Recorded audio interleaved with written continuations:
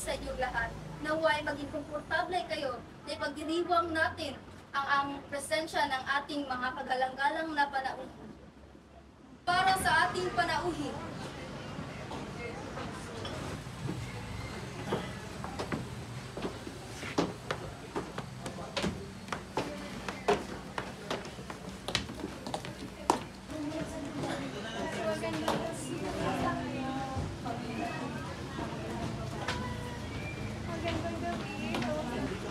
Maria Clara, ang babaeng iniibig ko. Kay ganda ng itsura niya ngayong gabi. Naka-twist ka ng dito aking anak. Magandang gabi, Ama. Akin po muna yung mga pamaypay niyo.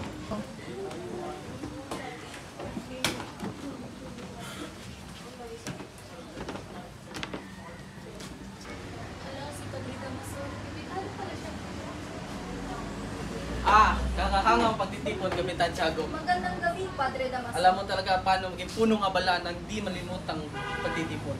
Maraming salamat. Magandang gabi. Magandang gabi po. Ang telegramang ito ay para kay Kapitan Chato. Salamat.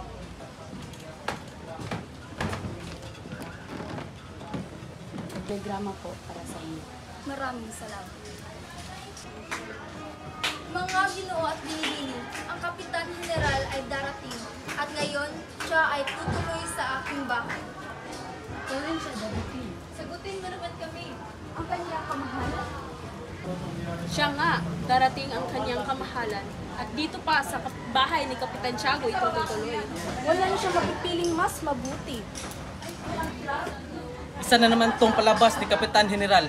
Isang insulto sa atin. Dapat sa kumbento siya tumuloy. Sinabi na niya sa akin kahapon, pero hindi pa yari ang pagpasya ng kaniyang kamahalan. Magandang pagdating, Ginoong Ibarra. Magandang gabi, Kapitan.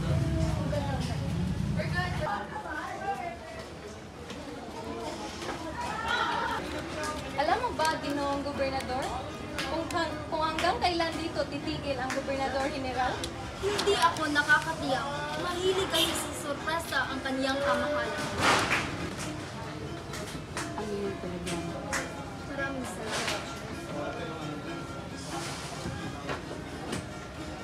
Mamayang hapon pa sa alas 4 darating ang Kapitan General.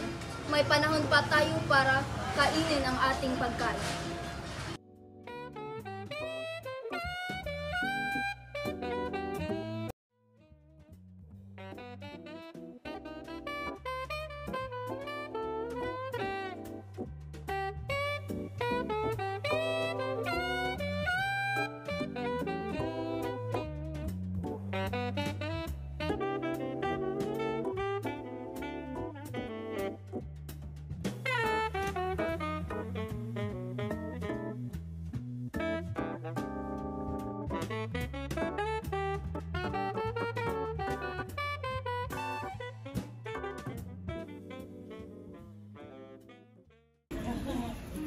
Napansin kong hindi pa din natin kasalo ang batikang tagapagsermon.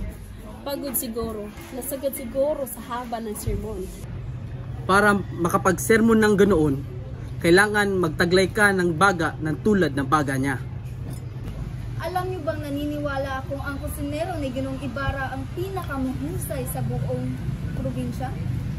Iyon din ang sasabihin ko, pero ang magandang binibini na katabi ni Ginoong Ibarra ay bahagya ng nakakain. Napakabuti niyo po, Ginoo. Ngunit ang pagkalo ni Binibining Maria Clara ay sapat na.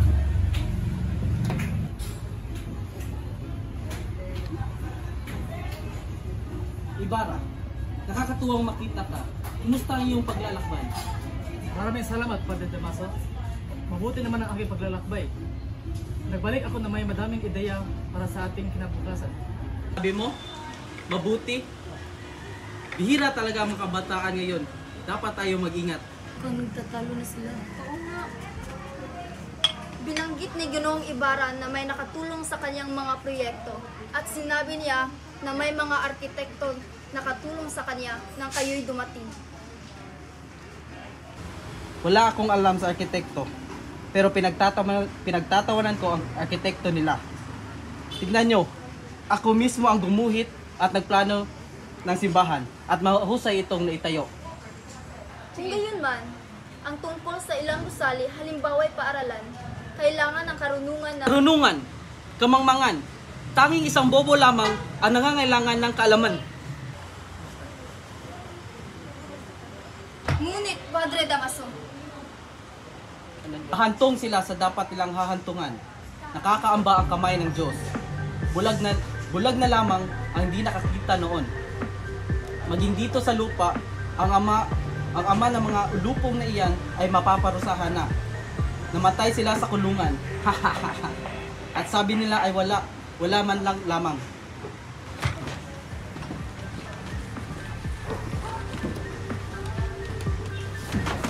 Huwag kayo lalapit! Huwag kayo lalapit kung ayaw niyo masaktan! Ginoong Ibarra! Ginoong Ibarra! Itigil niyo yan! Manatili kayo ran! Kayong lahat! Lagi na lamang tikom ang inyong mga bibig sa nakaraan. Ngayon ay pagkakataon kong magsalita. Iniwasan ko siya. Diyos ang naglapit sa kanya sa akin. Bayan natin ang Diyos ang umatol. Ang aking kamay. Meron ba sa inyo ang nagmamahal sa kanyang ama? Meron ba sa inyo ang hindi nagmahal sa kanyang ama? Meron bang namumuhay sa kanyang alaala? Isa, isinilang sa kahihiyan at pahamak. Nakita mo ba ang katahimikan? Nakita mo na ang bibig ay punong kabalanan at pamantalaya. Ngunit ang puso ay umaapaw sa kaimbihan. Maaring wala akong nakikilalang ama, kaya hindi mo man lang nangungita ang sarili mong ama. Tumigil kayo! Natatakot ba kayong mamantsahan ang aking kamay ng dugo? Hindi ba't sabi ko na mahinaon ang aking puso? Biyaan niyo kami. Pakinggan mo ako, pari at hukom, na naniniwalang iba kayo sa ibang tao. Ang ama ko ay isang tapat na tao. Tanungin mo ang mga taong ito na dumadakila sa kanyang alaala. Mabuting mamamayan ang ama ko. Isinasakripisyo niya ang kanyang sarili. Kayong narito ng mga pari at hukom. Nakita ba ninyong magpuyat ang inyong ama para sa kabutihan ninyong mga anak? Ayaw niyo magsalita? Kung gayoy, kinukondera niyo parang ito. Tumigil ka na, Ibarra!